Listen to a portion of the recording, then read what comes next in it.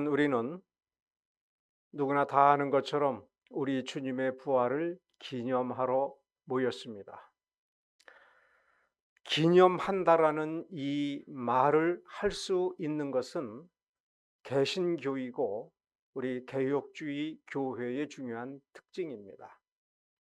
이 시간 어떤 행위를 함으로써 그 행위 자체에서 어떤 능력이 발휘되는 것이 아닙니다. 믿음으로 이 날을 기념을 하면서 성령께서 역사하심으로 말미암아 우리에게 부어주시는 특별한 은혜를 우리는 소망하고 또 실제로 경험할 수 있게 되는 겁니다.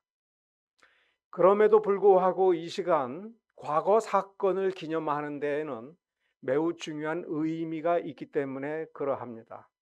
먼저 기념의 의미를 생각을 해보고 이 기념을 통해서 우리가 바라는 그 참다운 능력이라고 할까, 그 실체가 무엇인지를 그 다음에 생각해 보겠습니다.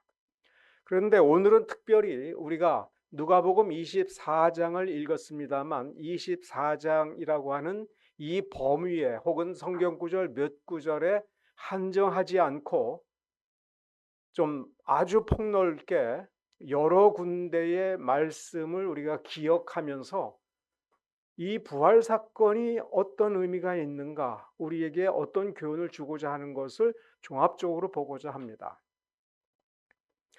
우선 무엇부터 생각을 해야 되냐 하면, 이렇게 4월 20일 이 날을 정하여 전 세계 모든 기독교 교회가 부활절을 기념하게 된 것은 언제부터인가, 왜 그런가라고 하는 것을 좀 역사적 사건에 대해서 생각을 해보겠습니다. AD 325년서부터입니다. 그 전까지는 유대교회의 방식, 유대인들의 방식, 구약 성경에 기록된 방식으로 유월절을 계산을 했습니다. 그러면 유대교와 기독교의 매우 다른 점은 예수가 구세주인가, 예수가 하나님인가라고 하는 그 부분에서 유대교는 인정하지 않았던 겁니다. 여러 선지자 중에 한 사람이고 어떤 젊은이가 헛소리 하다가 죽은 겁니다. 하나님의 뜻대로 행한 어떤 사람이라고 인정하기를 거부한 것입니다. 그런데 그 거부는 정당한 것이 아니라 성경의 기록을 믿는다, 구약 성경을 믿는다 하면서도 구약 성경을 있는 그대로 믿지 않고 말씀을 통해서 우리에게 증거된 것을 믿지 않기로 결정을 한 겁니다. 고집을 부린 거죠. 우리가 신약 성경을 읽으면서 유대인들은 하나님의 택자들이다라고 하는 생각을 하지 말고 이 사람들은 어떤 특성을 가지고 있는 사람들인가를 생각을 해봐야 됩니다. 그들은 매우 편협합니다. 옹고집입니다. 어느 정도 옹고집이냐면 정말 무식한 사람들이었습니다. 지금부터 약 3,000년 전, 4,000년 전의 날짜 계산 방법대로 날짜를 계산했습니다.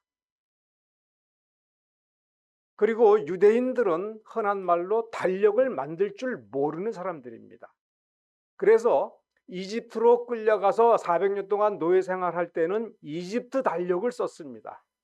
그러면 이집트 달력은 어떤 것이냐 할 때 시리우스라고 하는 우리가 알지 못하는 별이 동적 지평선 위에 딱 나타나면 이것이 새해가 시작이 된다. 그러면 그때가 지금 우리가 생각하는 7월쯤에 해당이 됩니다. 그래서 별을 보고 시리우스라는 별이 떴으므로 이제 새해가 시작이 되었고 새해가 시작이 되었다는 현상이 뭐냐면 나일강이 범람하는 겁니다. 나일강이 범람하면 그 물이 빠지면 다시 농경지를 회복을 해서 농사를 짓는 그 일이 시작이 되는 겁니다. 그러다가 바벨론 포로로 끌려가서는 메소포타미아의 바벨론 달력을 씁니다. 그러다가 알렉산더가 정복을 하고 로마 제국 치하에 들어갔을 때는 로마력을 쓰게 됩니다. 지금 우리가 쓰는 달력과 거의 유사한 달력이 로마력이고 그것을 한 번 더 바꾼 겁니다.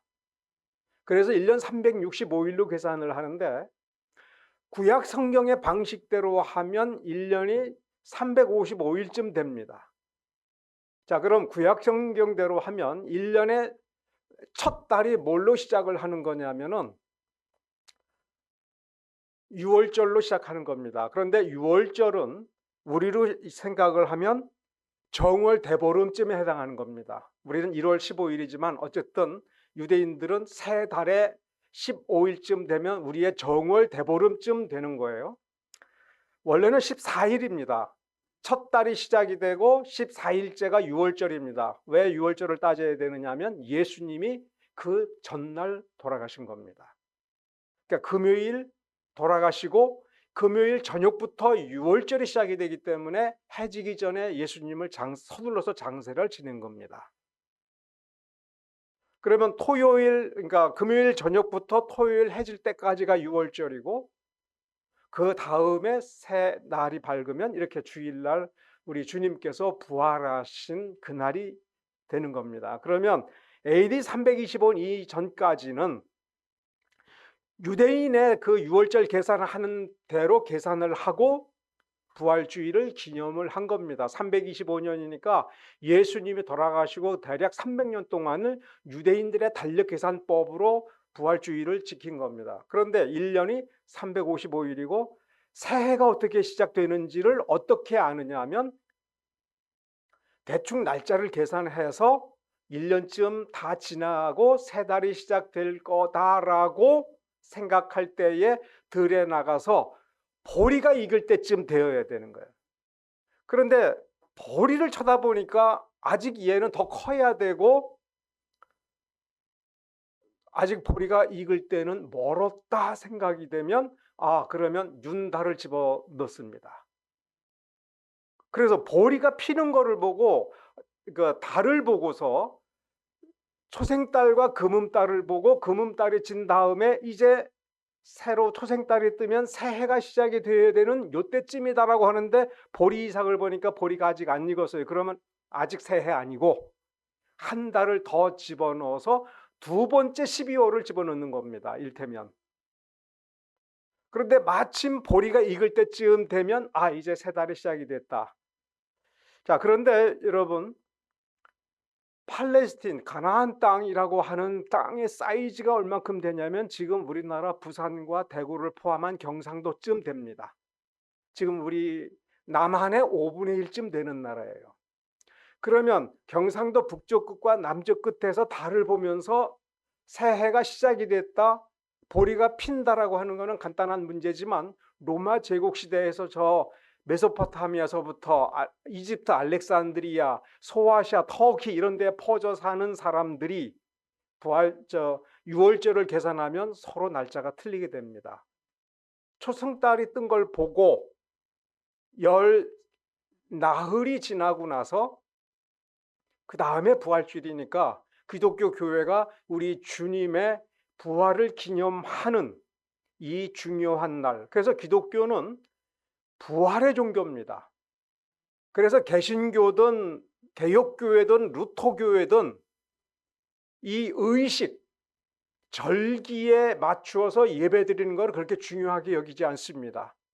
중세교회만 중요하게 따집니다. 왜냐하면 그게 1년의 달력을 계산해서 농사를 짓는 절기를 계산하기 때문에 중세시대에는 절기가 중요하지만 이제 시계를 보고 과학적 방법으로 달력을 만든 뒤에는 절기가 그렇게 중요하지 않게 된 것이고 절기 기념 예배는 영적으로 우리에게 어떤 힘을 주는 절기를 준수했기 때문에 능력이 부어지거나 신앙에 성장하는 게 아니기 때문에 절기를 중요하게 여기지 않습니다. 그러니까 부활절도 기념 예배를 드린다고 해서 우리가 어떻게 되는 것은 아닙니다.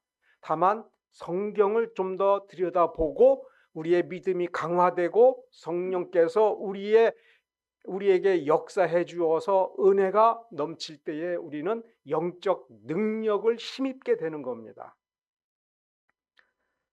그럼에도 불구하고 초대교회에서부터 이 부활주일만큼은 굉장히 중시해서 함께 예배를 드렸던 건데 날짜가 다 틀린 겁니다.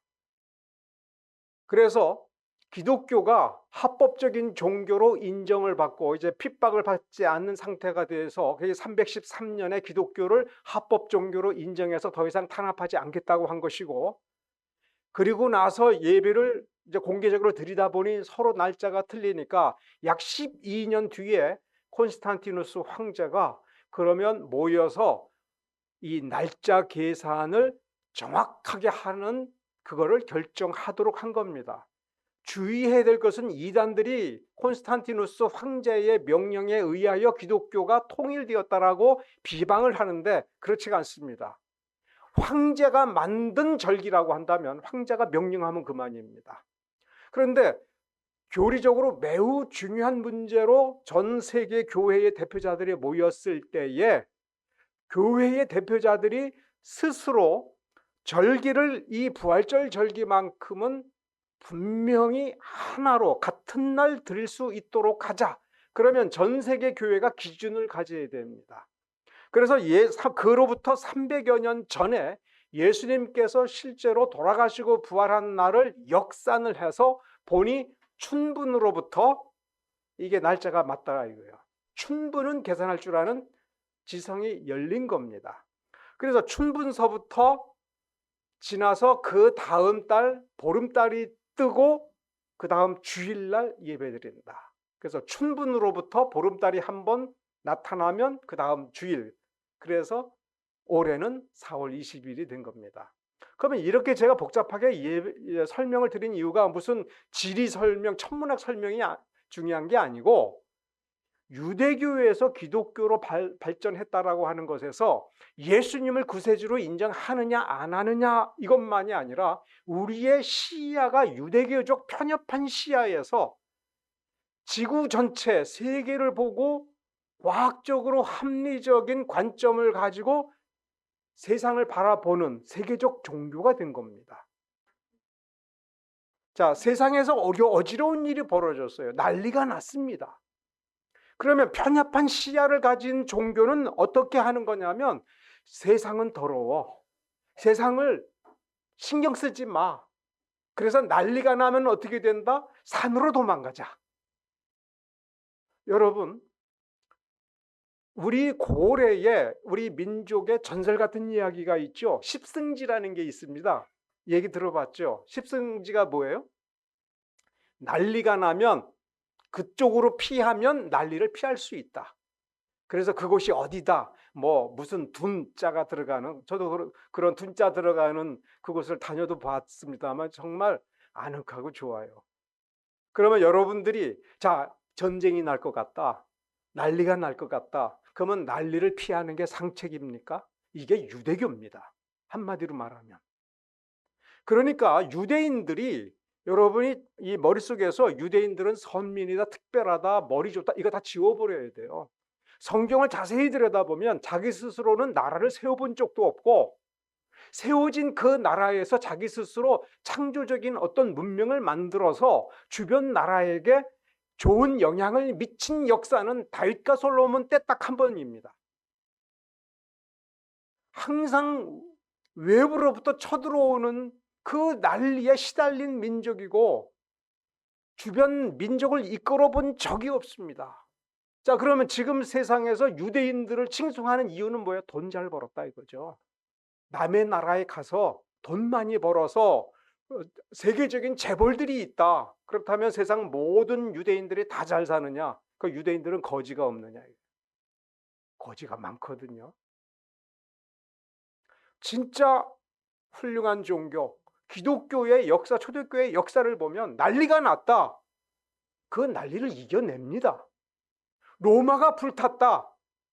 로마의 그 희생자들을 적극적으로 돌보고 그들에게 위로를 주고 새로운 로마를 만들어 나간 사람들이 기독교인인 겁니다. 뭐가 다른 겁니까? 시야가 다른 겁니다. 우리가 고난을 당하고 핍박을 당하지만 이 고난과 핍박으로부터 도망가는 것이 아니라 이 고난과 핍박을 당하는 다른 사람들에게 우리가 어떻게 힘이 될까? 위로가 될까? 예수님께서 가르친 정신이 자기를 부인하고 자기 생명을 부정하면서까지도 이웃을 위해서 희생하고 원수를 사랑하고 원수에게 먹을 것을 주고, 그리고 다른 사람들이 그래서 네가 좋아질 게 뭐 있냐 할 때 나는 주님만 바라본다. 나는 주님을 닮아진 사람이 되겠다. 세상을 이롭게 하겠다라고 하는 가치관으로 재무장되는 종교가 기독교인 겁니다. 그래서 우리가 잘못 생각하는 것이 다른 사람을 보면 예수 믿니? 안 믿니? 믿어라. 확신해라. 지금 죽어도 천국 간다라고 하는 것을 확신해라. 이걸 강요하는데 가만히 생각해 보세요. 구원에 대한 확신이 중요한 것이 아니라 구원의 능력을 누리고 변화된 삶을 살면 되는 거죠. 이건 내가 확신한다고 되는 게 아닙니다. 우리가 주의를 해야 될 게 내가 예수를 믿기로 한 그것이 나의 행위라고 하는 걸 이해하셔야 됩니다. 자, 이렇게 예를 들 수가 있습니다. 의사가 되는 거죠. 그래서 의사가 돼서 수련을 해서 유능한 의사가 됩니다. 그러면 이 의사는 다른 사람을 잘 고치는 탁월한 의사가 됐다고 가정해 봅시다. 다른 사람의 병을 너무너무 잘 고쳐요. 이 시대 최고의 명의라고 인정을 받는 의사입니다. 그래서 병을 고쳐요. 그거는 의술 행위죠. 여기서 뭘 놓치면 안 되냐면, 그럼 그 의사는 다른 사람의 병을 고치니까 병 안 걸리는 사람입니까? 다른 사람의 병을 고칠 때 자기 병은 안 고쳐도 돼요? 사도들이 능력을 행했습니다. 귀신을 쫓아냈습니다. 이건 뭡니까? 행위입니다. 사도들이 귀신을 쫓아냈다고 해서 그 사도들은 귀신이 어떻게 할 수 없는 그런 신과도 같은 존재입니까? 사도가 다른 사람들에게 믿음을 가르치고 믿음이 있게 하며 그의 기도를 통해서 다른 사람이 은혜를 받아서 믿음이 생겼다고 해서 사도는 믿음이 충만하고 저절로 믿음이 넘쳐나는 사람입니까?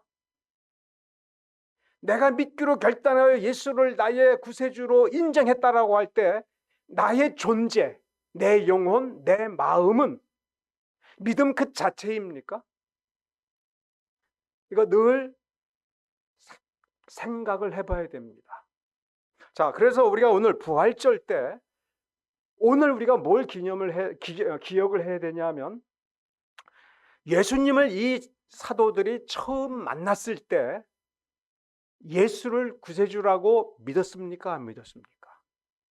믿었습니다. 나다니엘도 와 보라, 메시아다. 베드로도 처음 예수를 마주치는 순간은 아니었는지 몰라도 만나서 곧 그가 메시아라는 걸 알았습니다.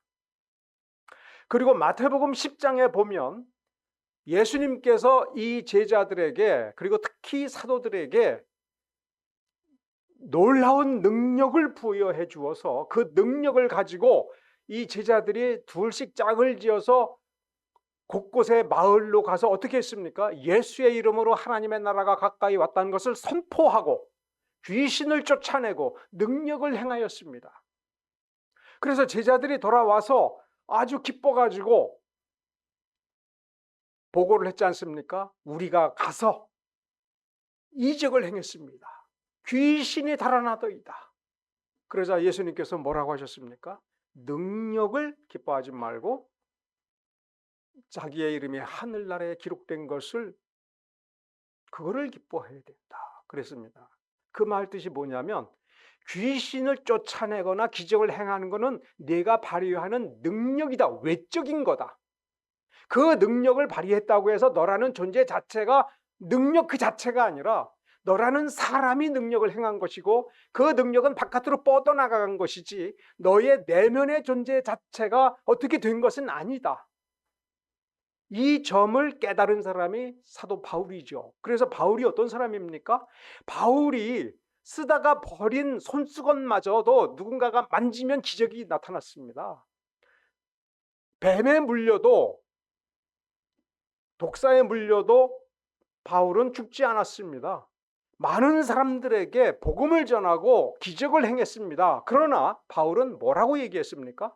내가 다른 사람들은 구원으로 이끌면서도 내가 혹시 어떻게 될까봐 나는 나 자신을 매일 때린다고 그랬지 않습니까?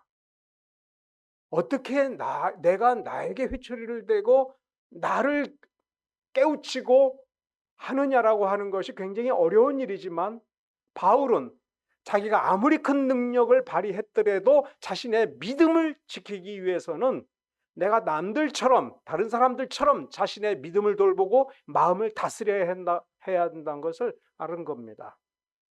자, 능력을 행한 기록이 마태복음 10장에 있습니다.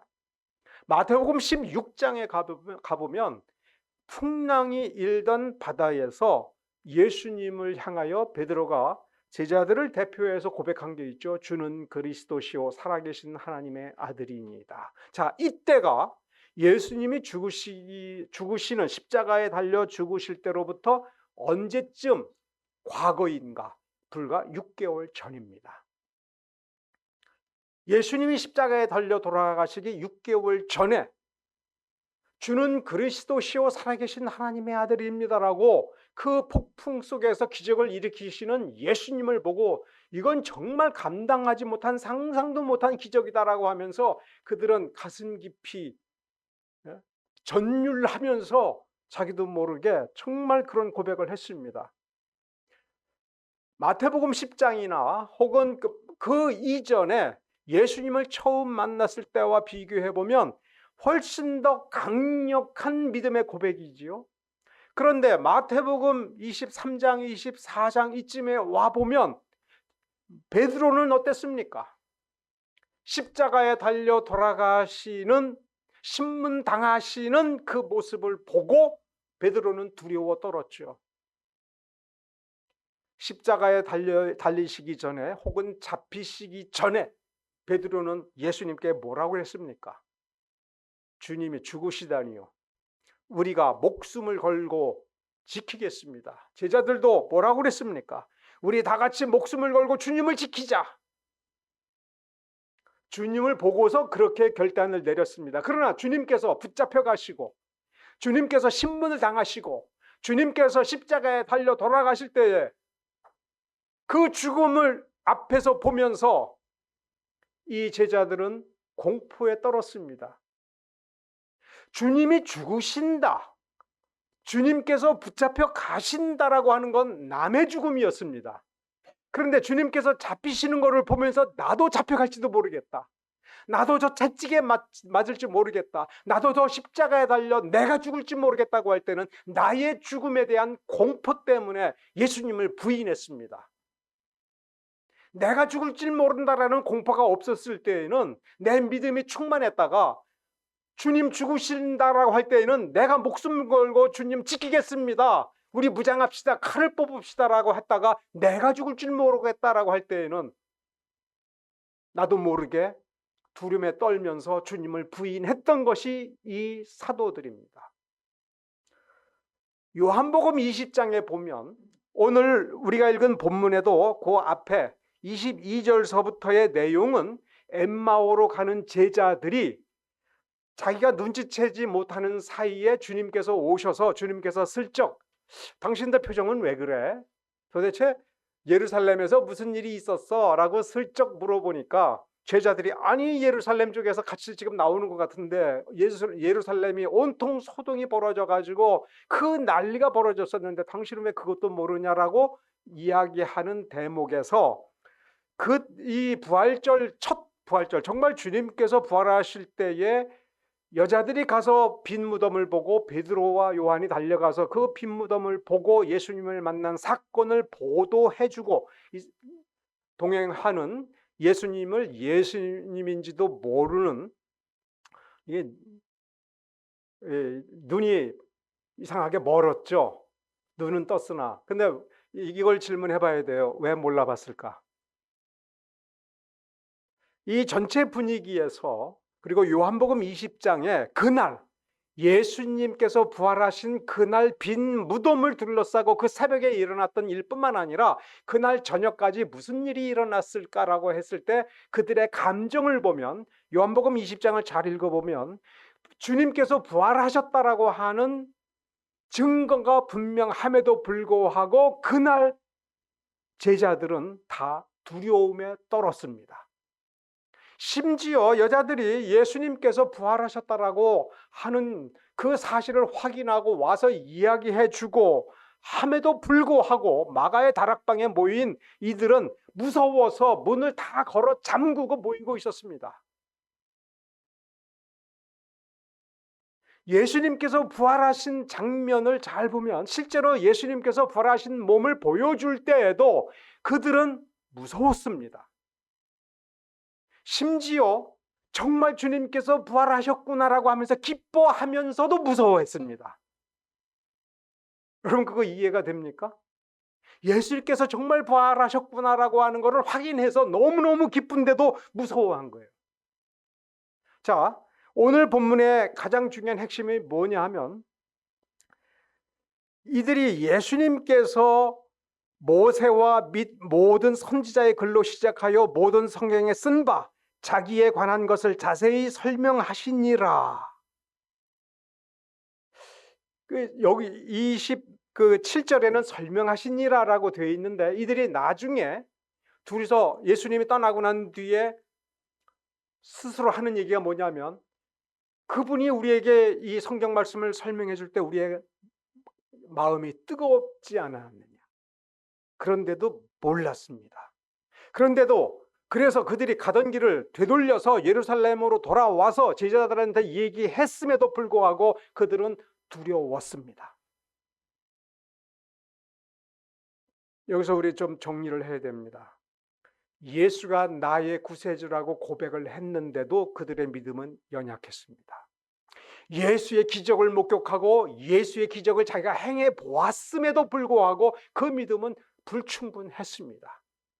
예수님께서 부활하신 것을 보여주고 만져보게 해주셨음에도 불구하고 그들은 여전히 두려움에 떨었습니다. 그러면 우리는 어떨까요? 다른 사람이 있는 데서 나 이렇게 믿음이 세, 나는 두려움이 없어라고 이야기하더라도 우리의 심령은 불충만하다라고 하는 걸 고백할 수밖에 없다 이겁니다. 이 제자들이 예수님의 부활의 참된 능력, 즉 부활의 증인이 아니라 말씀으로 가슴이 뜨거워진 그 정도로도 불충분했는데 그 말씀을 가지고 자신들이 경험한 것을 가지고 신자다운 신자로서 능력 있게 살아간 것은 언제입니까? 성령이 오신 뒤에 그의 믿음이 성숙해지고 제대로 된 믿음이 된 뒤인 것입니다. 그날을 위하여 예수님께서는 이 부활하신 뒤에도 엠마오로 가는 제자들을 찾아가셔서 길을 동행하시면서 그들이 억지로 붙잡아서 우리 말씀을 좀 더 가르쳐 주세요 해가지고 말씀을 가르쳐 주었을 때에 그들은 이미 배운 말씀을 다시 배운 겁니다. 이미 가르쳐 준 말씀을 예수님께서 다시 가르쳐 준 겁니다. 그리고도 그들은 기도하면서 오순절을 기다렸습니다.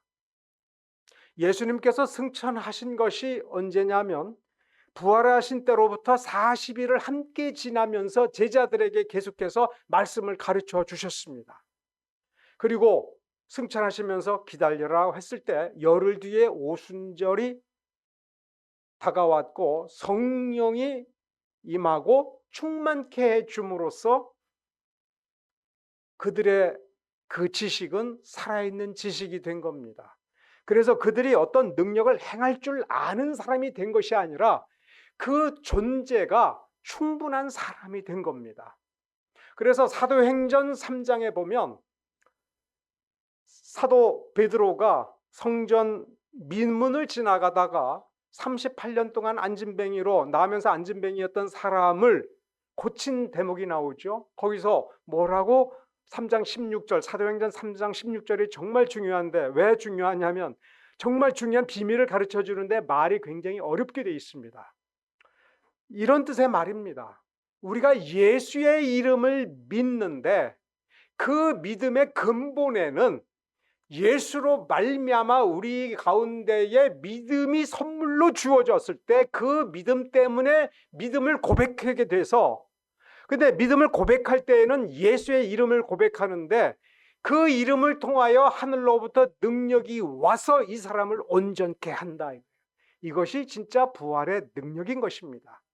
우리가 부활을 기념하는 이유는 기념의식을 통하여 우리가 이렇게 예배로 모여서 주님께 예배를 드렸으니 주님께서 이 예배를 받으시고 우리에게 축복을 해주신다.